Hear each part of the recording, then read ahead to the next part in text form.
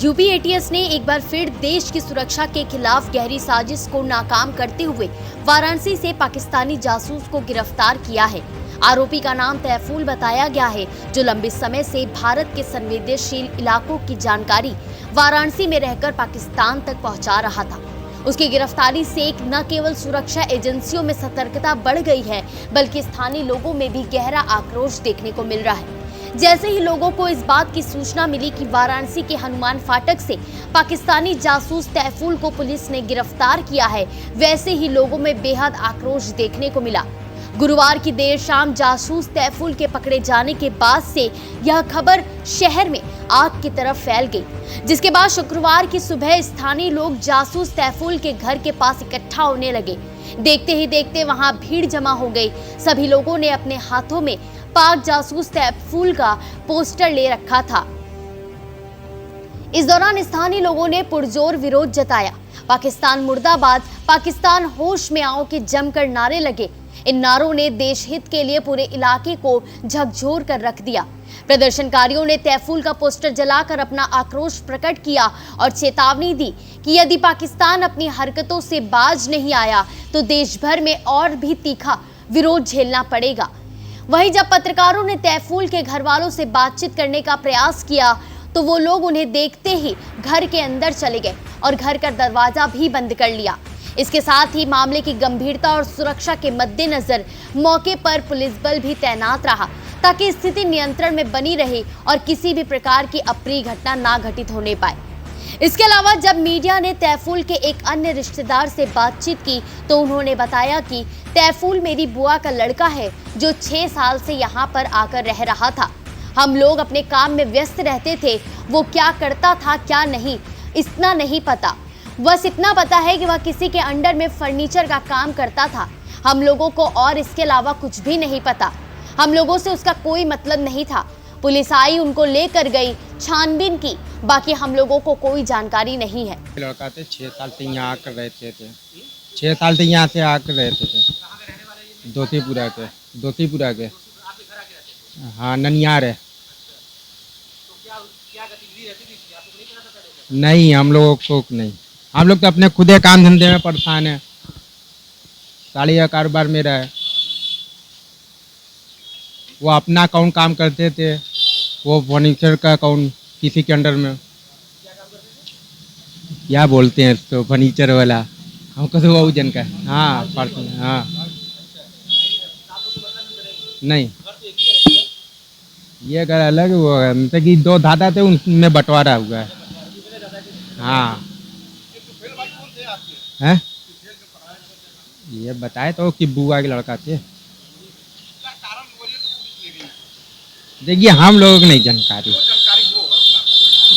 बस यही मोबाइल का पहले आए तो मोबाइल लेकर गए, साथ में ले गए, मोबाइल की छानबीन कर रहे थे। अब उसमें क्या क्या निकला ये तो हम लोगों को नहीं पता। प्रदर्शन में शामिल क्षेत्रीय निवासी संदीप सिंह का कहना रहा कि ऐसे लोग अपनी हरकतों से कभी बाज नहीं आते और इसलिए इन लोगों पर योगी का एक्शन होना चाहिए। इनके घर पर योगी का बुलडोजर चलना चाहिए, ताकि जिस प्रकार से ये हमारे हिंदुस्तान को तबाह करने का सोच रखते हैं, इनका ठिकाना भी तबाह हो जाए। नहीं, पहले पता नहीं था, लेकिन पहले से थोड़ा बहुत संदिग्ध था ये मकान जो है, कि पहले से इसमें कुछ मकान में लोग संदिग्ध लोग आते थे जो है, आना, रोड पे गाड़ी खड़ा करना, सीधे अंदर घुसना, घंटा 2 घंटा 4 घंटा बाद निकलना और चले जाना जो है। उनका पहनावा, उनका वेशभूषा ही लोगों के देखने में संदिग्ध लगता था। लेकिन चूंकि हिंदू समाज एक ऐसा समाज है कि दूसरे को न विषय में पढ़ना नहीं चाहता, इसलिए लोग इतने दिन उसके चक्कर में पड़े नहीं जो है। हम लोग चाहते हैं कि बाबा जो है योगी आदित्यनाथ जो आतंकवादियों के साथ जो सज़ा देते हैं, वही सज़ा इसको भी दिया जाए। बुलडोज़र सज़ा, उसको जो सज़ा है हो जो है, इसके घर पे बुलडोज़र चले, बुलडोज़र एक्शन होना चाहिए जो है। क्षेत्रीय निवासी हिमांशु ने कहा कि देश में तो ऑपरेशन सिंदूर चल रहा है, उसी प्रकार से हमारे देश में, हमारे शहर में पल रहे आस्तीन के सांपों को भी खोजा जाए और उनका नामो निशान खत्म कर दिया जाए। उन्हें ऐसी कड़ी से कड़ी सजा दी जाए कि आगे ऐसे गद्दार कभी जन्म ना ले पाए। इस प्रकार जो है यहाँ पे एक आस्तीन के सांपों को भी खोजा जाए। ये हमारे क्षेत्र में जो है पल रहे हैं, बढ़ रहे हैं आस्तीन के सांप जो पले हुए हैं, ये देश का खाते हैं और गद्दारी करते हैं देश के साथ। ऐसे गद्दारों को इनको जो है इनकी नानी याद दिला दिया जाए, इनको मट्टी, इनका पलित जैसे मिट्टी में मिला देते हैं, मिट्टी में इनको मिला देते हैं कि आइंदा ऐसी पुनरावृत्ति ना हो। इस आतंकवाद का जो है नामो निशान खत्म कर दे। ये भारत के अंदर रह करके जो भारत के साथ जो है गद्दारी कर रहे हैं, ऐसे गद्दारों को तो जो है ये इतनी मतलब ऐसी जो है इनके कड़ी सजा दी जाए कि आइंदा ऐसे गद्दार पुनर्जन्म न ले पाए। क्षेत्रीय निवासियों ने यह भी कहा कि हमारे घर के बगल में ऐसे लोग रह रहे थे, लेकिन हमें इस बात की भनक तक नहीं थी। ऐसे लोग हमारे मोहल्ले हनुमान फाटक का नाम बदनाम कर रहे हैं। ऐसे देश के गद्दारों को कड़ी से कड़ी सजा होनी चाहिए। अन्य लोगों का यह भी कहना रहा कि भारत के अंदर रहकर जो भारत के साथ गद्दारी करते हैं, उनके साथ ऐसा सलूक किया जाए कि उनकी पीढ़ियां याद रखें। ऐसे गद्दारों का नामो निशान मिट जाना चाहिए। हम लोग सुबह उठे तो यही मालूम हुआ पेपर के माध्यम से, और फिर देखे यहाँ मीडिया उडिया आया था, इसलिए हमको सब मालूम हुआ। न हम नहीं, उस लड़का दुकान पर अपने आता जाता था, उसके यहाँ 2-4 लोग आते जाते, तो हम लोग क्या जाने कि भाई इसका काम कर रहा है, रेशम धागा का काम है, उसका साड़ी उड़ी रखा था। अरे हम लोग क्या कार्रवाई, उसका जो ज़्यादा से ज़्यादा कार्रवाई उसके ऊपर कम है कि देश के प्रति जो है गलत सोच और रिकॉर्डिंग वगैरह जो भी है, अभी पूरी जानकारी। हाँ,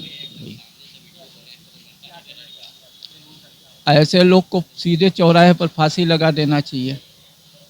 इससे ज़्यादा कुछ नहीं, 2-4 फांसी लगेगी, खुदे लोग सुधरेंगे। बस सीधी सी बात है, ऐसे लोगों को सीधे, जैसे कि है ना मुस्लिम कंट्रियों में कि सीधे सजा, उसी तरह की सजा हमारे यहाँ होनी चाहिए। उन्होंने प्रशासन से मांग की कि तैफूल जैसे संदिग्धों के खिलाफ सख्त से सख्त कार्रवाई की जाए, ताकि भविष्य में कोई भी व्यक्ति ऐसी गतिविधियों में शामिल होने का साहस न करे। बताते चले कि यूपी एटीएस ने वाराणसी से तैफूल नामक व्यक्ति को पाकिस्तान के लिए जासूसी करने के आरोप में गुरुवार की शाम गिरफ्तार किया। तैफूल भारत की खुफिया जानकारी पाकिस्तान को भेज रहा था और कई पाकिस्तानी नागरिकों के संपर्क में भी है। जांच में सामने आया कि तैफूल आतंकी संगठन तहरीक-ए-लब्बैक के नेता को कई वीडियो संदेश व्हाट्सएप ग्रुपों में साझा करता था। वह बाबरी मस्जिद के साथ साथ बनारस के राजघाट, नमो घाट, ज्ञानवापी, वाराणसी रेलवे स्टेशन और लाल किला की तस्वीरें पाकिस्तानी संपर्कों को भेजता रहता था। इसके अलावा वह पाकिस्तानी व्हाट्सएप ग्रुपों के लिंक वाराणसी में साझा करता था, ताकि स्थानीय लोग पाकिस्तान से जुड़ सके। तैफूल 600 से अधिक पाकिस्तानियों के संपर्क में था, जिसमें नफीसा नामक महिला भी शामिल है, जिसके पति का संबंध पाकिस्तानी सेना से है।